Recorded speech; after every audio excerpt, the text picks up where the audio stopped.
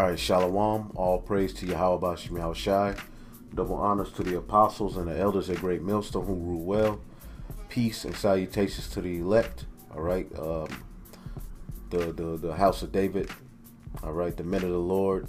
All right, and then on down to the ones who the Lord will have mercy on, the believers, the women, the children. All right, all of that. So today I wanted to attack this false doctrine that's being thrown around, that having the image of the depiction that John got, all right, in Revelations the seventh, the first chapter, all right, we'll get it, all right. Matter of fact, let's just start off with that. Revelations 1, all right, having an image at camp to show a depiction of our Messiah and how he would have looked, opposed to the crap that's being pushed out there. You know, there's a heavy energy and dark energy it is coming against us, saying that we are sinning according to the Bible, all right, by having that image. All right, so we're gonna go into that, and hopefully you brothers and sisters are edified. All right, hopefully you're edified, all right, and can get the understanding on this topic. All right, now this is Revelations 1 and 13. It says, "And in the midst of the seven candlesticks, one like unto the Son of Man, clothed with a garment down to the foot, and girt about the paps with the golden girdle." Now this is John the Revelator, our forefather. All right, he is receiving a vision of how the Messiah looked, of how Yahawashi looked. All right, so he had to have been picturing it. Okay, if he was told to write his depiction, what we are saying, if he wrote what he saw, the vision he received, if he wrote it down and drew it, this is how it would look, opposed to what the devil is saying. And we'll get into that. Revelation chapter 1 and 14. His head and his hairs were white like wool. All right, he had white woolly hair. All right, in Old English, head means your beard. All right, your beard. His beard and the hairs of his head were white like wool and were white as snow, and his eyes were as a flame of fire. All right, so you get the depiction, a man with a woolly hair. That's an afro. Who has woolly hair? All right, white as snow. All right, it says and his feet like unto fine brass. If you know anything about the ancient Hebrews, they wore sandals. So he's seeing a vision of him with a garment on, with the girdle on, and he looked down at his feet, and his feet were as unto fine brass, all right, as if they burn in a furnace, meaning he was a very dark-skinned man. And his voice was the sound of many waters, meaning he had a very authoritative position, man. Okay, he wasn't no weak-ass nigga that you see walking around here in America. This was the Messiah. He's seeing a vision. All right, so based on this right here, John received a vision. All right, and what we are saying is that the vision, all right, because when you type in Jesus Christ on Google, this is the image that our people are used to when they're thinking of the Messiah. Okay, which Jesus Christ is not the name. All right, we see more of a Edomite, and this is Cesare Borgia, right? Which he's when you go into this is a dual-sexed homosexual God, man. Jesus Christ is has nothing to do with the Messiah of the Bible, Yahawashi. Now you type in Yahawashi, and what do you see? You see the woolly beard, you know, you see the dark skin, all right? And in doing this, all right, we're tearing down strongholds, okay? See that?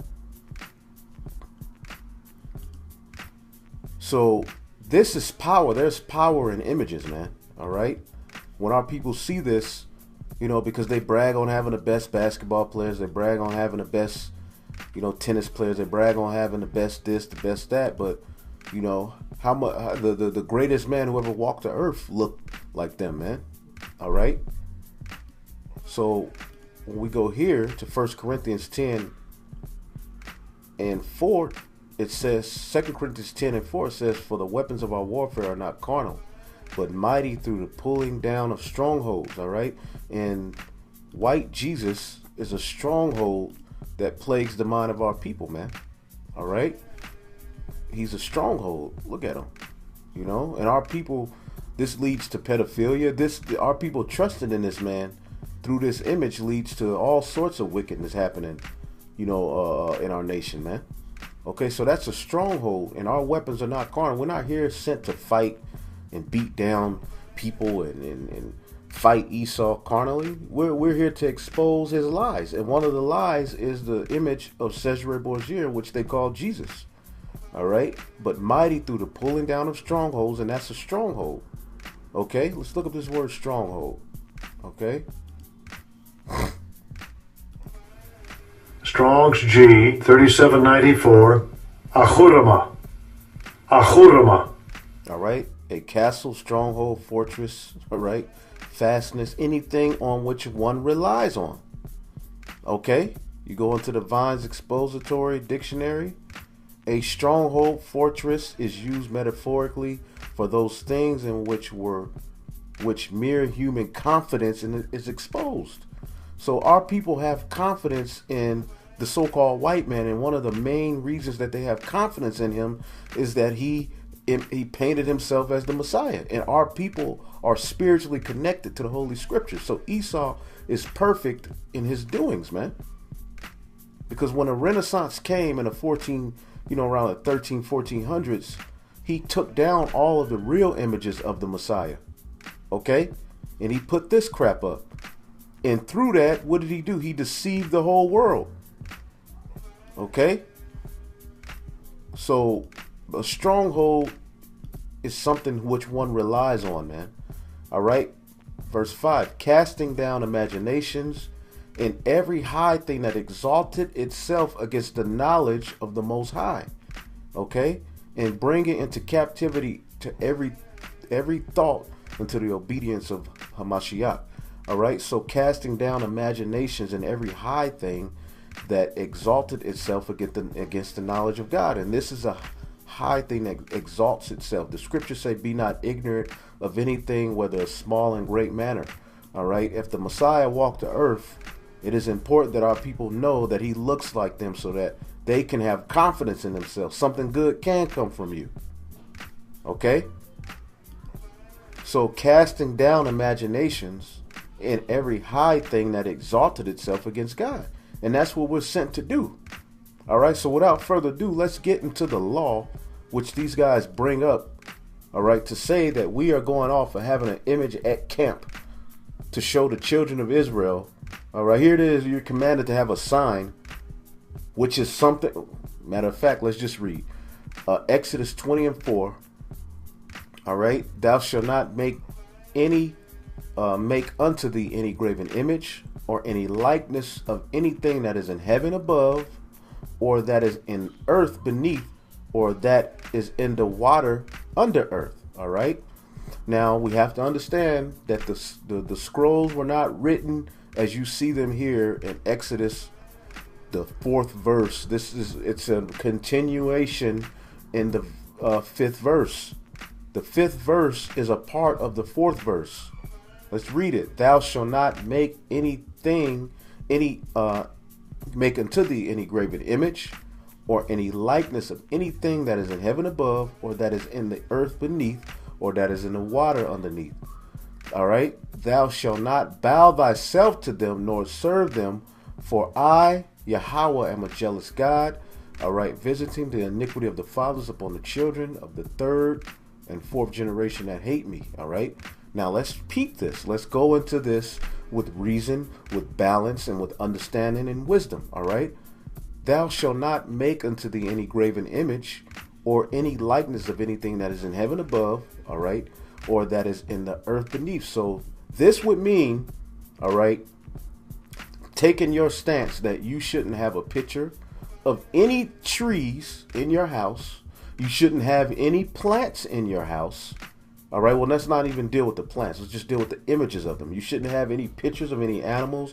You shouldn't have any chains or any wood pieces that resemble a lion. You shouldn't have any of that if you take your stance. All right, it says, or anything that is in heaven, all right, or anything that is in earth beneath. And I know a lot of you have pictures of things that are in heaven or that things that are underneath the earth. Okay? Your screensavers, a lot of them are nature. Are you wicked for having that? Absolutely not. It says, or that is in the water underneath. You got pictures of dolphins, sharks, you know.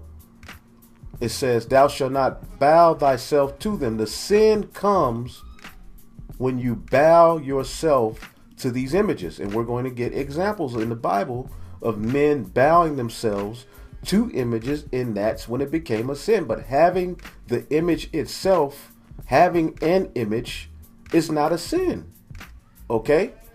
So if you want to take the stance that we're going off because we have a picture of Yahawashi, when you look at some of your avatars, there's lions. The scripture said anything that is in heaven or in earth or beneath the earth.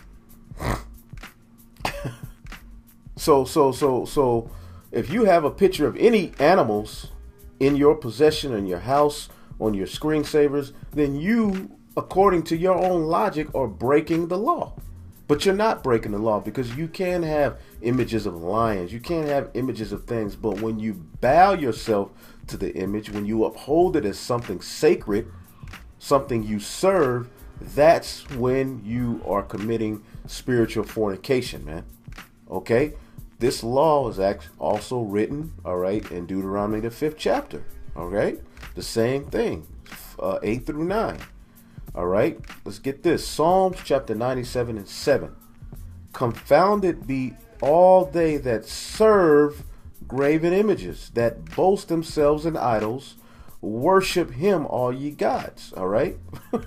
So confounded are all they that serve graven images, that boast themselves in idols. Are you saying that because we have an image of Yahawah and his son Yahawashi showing that this is how they look, this is what they would look like, to give our people, because our people are very visual, you're saying that by doing that we are serving them? No, unless you can prove that we bow to these images, that we at night we say this is Yahawashi, we kiss it like the Roman Catholic Church do, you don't have a charge, because we're not serving them. The law says, thou shalt not bow thyself down, all right, to them, nor serve them. All right, for the Lord is a jealous God. So the Lord isn't going to be jealous. I have a map right here. I have pictures of nature in my room. The Lord isn't going to be jealous if you do that. The Lord becomes jealous when you commit fornication by bowing yourself and acknowledging them, that they are the gods that have created everything, that they are the gods that give you blessings, that they are the God that's going to bring in forth this word through the men of the Lord. And we're not doing that. You have no proof or examples of us bowing to these pictures and these images, all right? This is 2 Chronicles 33 and 20, dealing with King Manasseh, all right? So Manasseh slept with his fathers and they buried him in his house, and Ammon, his son, reigned in his stead. Now, his son, Ammon, and what did Manasseh introduce to Israel? He introduced sun and moon worship, rather to say. Worshiping the stars and the moon. Manasseh was one of the first to bring that to Israel, man. All right? To bow to them, you know? And that goes back to who? The Sabaeans, which are Hamites, all right? All of this goes back to Ham. When they saw the sun at night, it gave them light and helped them on some of their missions. So they said, this is God. That's where the religion of Islam comes from. That moon god cult, man. All right, verse 21. Ammon was 22 years old when he began to reign, and he reigned 2 years in Jerusalem. But he did that which was evil in the sight of the Lord, as did Manasseh his father. For Ammon sacrificed unto all the carved images. Now let's look up this word sacrifice. All right. Zabak. All right. That's the Hebrew word for sacrifice, is zabak. All right. So he did sacrifices, all right, unto these images. He sacrificed animals unto them. He sacrificed doves to them. He repented to them. We ain't doing that to these images, man. Okay, so the zabak, to slaughter, kill, sacrifice. And what do you sacrifice for? Your sins. So what was Ammon doing? He sacrificed unto these idols the same as his father did, which his father has a book in an Apocrypha, the prayer of Manasseh, which what did he do? He prayed for he repented. You know, it says, for Ammon sacrificed unto all the carved images which Manasseh his father had made, and served them. He served them. Let's look up this word serve. All right. Abad, which is where you get Obadiah. Ibadya, all right? To serve, to labor, to work, to work for another, serve another by labor, and they were serving these gods. Okay? Which is what the law tells you not to do. Thou shalt not, Exodus 25, thou shalt not bow thyself to them, nor serve them, for I am the Lord thy God, all right, Yahawah, I am a jealous God, all right. This is what Manasseh and his son were guilty of. They served these particular gods and humbled not himself before the Lord as Manasseh his father had did, all right. Now, here's another example. Exodus 23 and 23. For mine angel shall go before thee and bring thee into the Amorites and Hittites and Perizzites and the Canaanites and Hivites and Jebusites, and I will cut them off. Thou shalt not bow down to their gods, nor serve them, nor do after their works, but thou shalt utterly overthrow them and break and quite break down their images. All right. And you shall serve the Lord. So we're supposed to serve Yahawah Bahasham Yahawashi. Now, dealing with having the images, we're going to start here in Numbers, all right, 2 and 2. All right. It says, every man of the children of Israel shall pitch by his own standard with the ensign of their father's house. Far off about the tabernacle of the congregation shall they pitch. So we know here that Israel had signs. Let's look at this word ensign. Let's look at this word ensign. Israel had signs. Art and creating things was a part of our culture. Now, we weren't always the greatest at it, but at the time of Moses, the Lord put the spirit on a particular brother to start carving and artificing things and making gold for what? The Ark of the Covenant, for the altars, Salakia, for the altars, man. Okay? And I wanted to get that, but I can't find it right now. I think it's in like Deuteronomy 31 or somewhere, but I'll put it in post-production. We don't have to bring it out. I want to hurry up and get through this lesson, all right? The ensign is a wath, all right? A wath, all right? All right, sign, signal, a distinguishing mark, a banner. So each of the tribes had what? Their banner according to the house of their father. You know, one could have been a lion, one could have been a wolf, one could have been, you know, a menorah, whatever it is. Okay, it says remembrance, a miraculous sign, omen, a warning, a token, ensign, standard, miracle, proof. All right. All right. So the children of Israel had ensigns. All right. This is how they knew what particular house you were of, by that ensign. All right. By that sign. Were they going off? Were they bowing to the sign? No. If they did, then that's when it would become sin. All right. This is 2 Kings 18 and 4. All right. Now, I'm not gonna get that. Dealing with Moses, basically, Moses held up what? A serpent. Okay. Moses held up a serpent. All right. In Egypt. All right. So down the line, our people started to worship a serpent. Was Moses wicked for holding up the serpent? No, he wasn't wicked for holding up the serpent. But it's wicked if you bow yourself to that instead of saying the Lord. Yahawah Bahasham Yahawashi. 2 Kings 18 and 4. He removed the high places and break the images and cut down the groves and break in pieces the brazen serpent that Moses had made. All right. For until those days, the children of Israel did burn incense to it and called it Nehashutan. All right. So the children of Israel bowed themselves to that serpent. Now Moses, what did he do? He just raised it up. All right. The children of Israel later on down the line took that as a custom to burn incense and call it a god.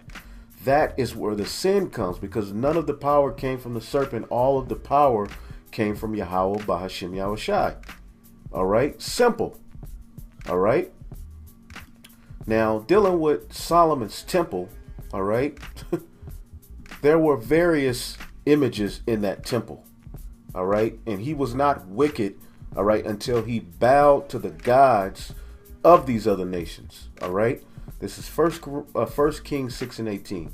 In the cedar, all right, of the house within was carved. Now, cedar, it's on the earth. So Solomon had cedar in his house. He had what did it say? It says, in the likeness of any. Hold up, Salakia. 1 Kings 6:18. And the cedars of the house within was carved with knops and open flowers, and all was cedar, and there was no stone seen. All right. So there was cedar. Cedar comes from within the earth. All right. If you're saying that's if is that wicked? Was Solomon wicked in building his house?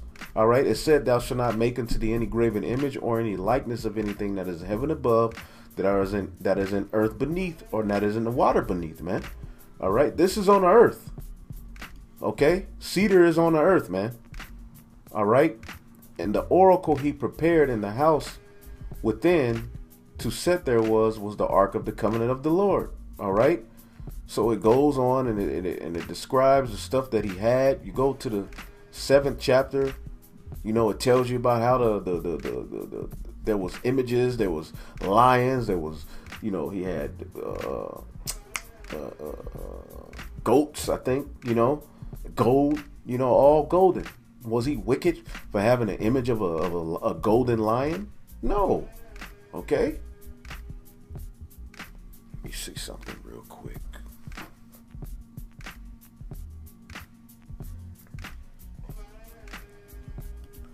Second Kings 7:24. All right. It says, 25. All right. It says, it stood upon 12 oxen. All right. So he had oxen, looking three oxen looking toward the north, all right, and 3 looking toward the west, and 3 looking toward the south. All right. So look, man, in our palaces we're gonna have particular golden animals or whatever we may like, man. That doesn't mean you're gonna bow to them and say that they are gods. Just like the image that we have out there on the highways and the byways. Just we have that image just so we can let our people know that the stronghold that has been pushed on them is false, man. It's simple, man. All right. It says,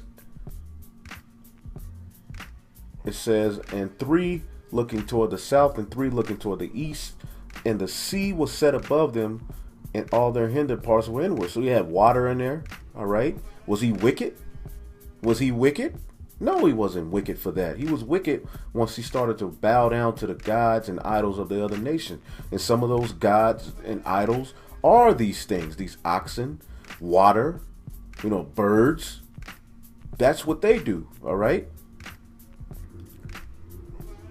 This is Exodus 25:10, dealing with building an ark, building altars. It says, and they shall make an ark of shittim wood, 2 cubits and a half, and shall be the length thereof, and 1.5 cubits the breadth thereof, and 1.5 cubits the height thereof. And thou shalt overlay it with pure gold. All right. Are you wicked? Within and without, and shall overlay it, and shall make up on it a crown of gold round about it. All right. Now he's being commanded to put all of this, and it goes down 2 rings, staves, wood. All right. So if you telling me that this is wickedness? You telling me if I have a picture of some wood in my house that I'm wicked? This is what you're saying when you make this base argument. But then the guys that are saying it have pictures of their own selves. They make videos showing boots. They make videos bragging on carnal things. They make videos in their avatar is them making muscles. You can have an image of yourself, your damn self, but to have an image of, you know, what the Messiah would have looked like according to the faith and what we've been given, then that's wicked. You can have a picture of a lion, which Yahawashi is likening to a lion, all right, the Lion of Judah. Here you can have a picture of a lion, and that's not wicked. But we having a picture of Yahawashi, you know, what he may look like, what he would look like according to the scriptures, then we're wicked, man. This is how we know that you guys ain't right, man. You guys are not built to judge. You're not judges. You're not teachers. You're not. All you need to do is sit back and learn. Or you can try to teach and be proud, and eventually you're going to be dealt with, man. And there's way more information that I have on this topic, but I'm going to keep it simple, man, because, hey, sometimes simpler is better. So the sin, when you do an overview, the sin of Exodus, because everybody will always say, well, Solomon went off. Yeah, he did go off when he started what? Bowing to those gods. Okay, bowing to the gods of the other nations, man. He bro, he had a pussy demon on him, man. He was good. He was just 1,000 women, you know. He was going in, man, and it got to his head, man, and he lost focus.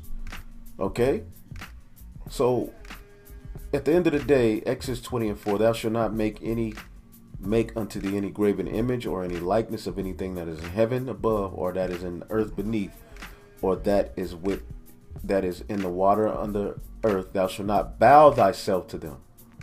Okay? Thou shalt not bow. The way that this is written in English, it makes it seem like you're wicked if you have the image, but the issue that the Lord has and has always had is when you bow yourself and serve those other gods, those images. Okay?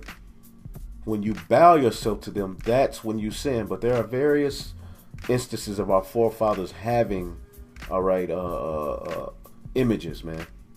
You have pictures in your house of things that are in the earth. Are you wicked? Okay? So, you know, with that, you know, all praise to Yahawah. Double honors to the apostles and elders at Great Millstone. Peace and salutations to the elect. Shalom.